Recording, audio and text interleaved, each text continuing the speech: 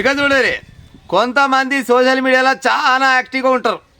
ఎట్లా అయితే కొన్ని ఫోటోలను షేర్ చేయాలన్నా షేర్ చేయొద్దా అనే ఆలోచన కూడా లేకుండా వచ్చిందాన్ని వచ్చినట్టు సోషల్ మీడియాలో షేర్ చేసే వాళ్ళు చాలా మంది ఉంటారు. ఓ గసంటే ఆయనకి ఈయన బొంబాయిలోనంట ఆయన పేరు ప్రకాష్ పగారే అంటే ఈయన పేరు. ఈ ప్రకాష్ పగారే అంటే ఆయన బొంబాయిలో 75 ఏళ్ళ నుంచి కాంగ్రెస్ పార్టీలో మంచి సీనియర్ కార్యకర్త అంటే ఈయన. ఏం చేసిండు ఈయన అంటే నరేంద్ర మోడీ గారి ఫోటోనంట చీర కట్టుకొని ఉందంటే ఈయన దొరికింది. మరి అది ఓడి తయారు చేసిండో పొరగాడు తెలియదు కానీ ఆళంగా తిరిగి ఈ పగారే దగ్గరికి వచ్చిందట. ఈయన ఏం చేసిండట ఆ ఫోటోని సోషల్ మీడియాలో పెట్టి ఈయన పోస్ట్ చేసిండట. పోస్ట్ చేస్తారకల్లా అక్కడ ఉన్న బీజేపీ పార్టీ వాళ్ళకి నచ్చలేదు గీ ముచ్చట.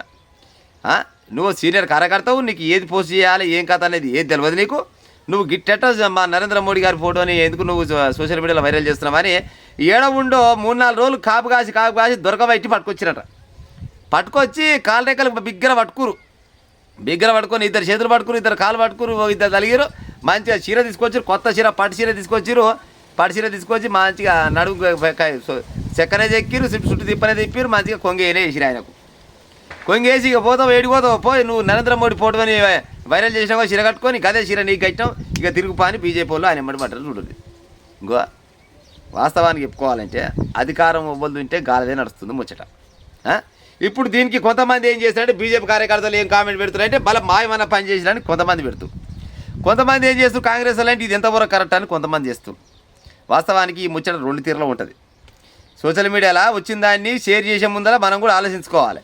కానీ వీళ్ళు కూడా మరి గిట్ట చేయాలనుకుంటే ఈ ప్రపంచం మొత్తంలో ఏ దేశమైనా ఏ రాష్ట్రమైనా కానీ రాజకీయ నాయకులు అన్నప్పుడు అలాగే మస్తుగా గిసోని ఫోటోలు వస్తూనే ఉంటాయి, షేర్ చేస్తూనే ఉంటారు, రైతునే ఉంటుంది. ఇక చేసిన వాళ్ళ పట్టుకొని గిసోని శిక్ష చేయాలంటే మరి గతంలో ఇదే బీజేపీ వాళ్ళు ఇదే కాంగ్రెస్ వాళ్ళని ఎన్నో రకాలుగా అవమానించారు. మరి ఈ బీజేపీ వాళ్ళని కూడా గిసోని చీరలు కట్టి ఇట్లా ఎన్ని రకాల చీరలు కట్టవచ్చు, మరి కట్టవచ్చు నవ్వాలన్నా.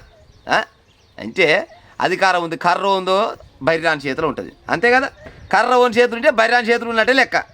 అందుకోసమనే బీజేపీ గవర్నమెంట్ గట్టిగా ఉంది పైన ఉద్దేశంతో ఏడికి దొరికితే ఆడికే కాంగ్రెస్ వాళ్ళని గిసోని పని చేసుకుంటున్నారు. వాస్తవాన్ని చెప్పాలంటే మనం కూడా సోషల్ మీడియాలో ఏమైనా పోస్ట్ చేసే ముందర ఆలోచించుకొని ఇది పెట్టాలన్నా పెట్టొద్దని చేయాలి. కానీ కనీసం ఏజ్ కన్నా వీళ్ళు వేయాలి. 75 ఏళ్ళ ముసలోనికి 75 ఏళ్ళు ఉన్నదంట ఆయన, కాంగ్రెస్ పార్టీ సీనియర్ అంట. ఆయనను పట్టుకొని చీర కట్టించి తోలిరంట, ఎక్కడ పోతే పో అని తోలిరంట. మరి ఇది ఎంతవరకు కరెక్ట్ అనేది ఈ మధ్యలో 3-4 రోజుల నుంచి అయితే సోషల్ మీడియాలో భలే చక్కర్లు కొడుతుంది ఈ ముచ్చట. మరి దీనిపైన మీ కామెంట్ ఎట్లా ఉంటుందో పెట్టే ప్రయత్నం చేయండి.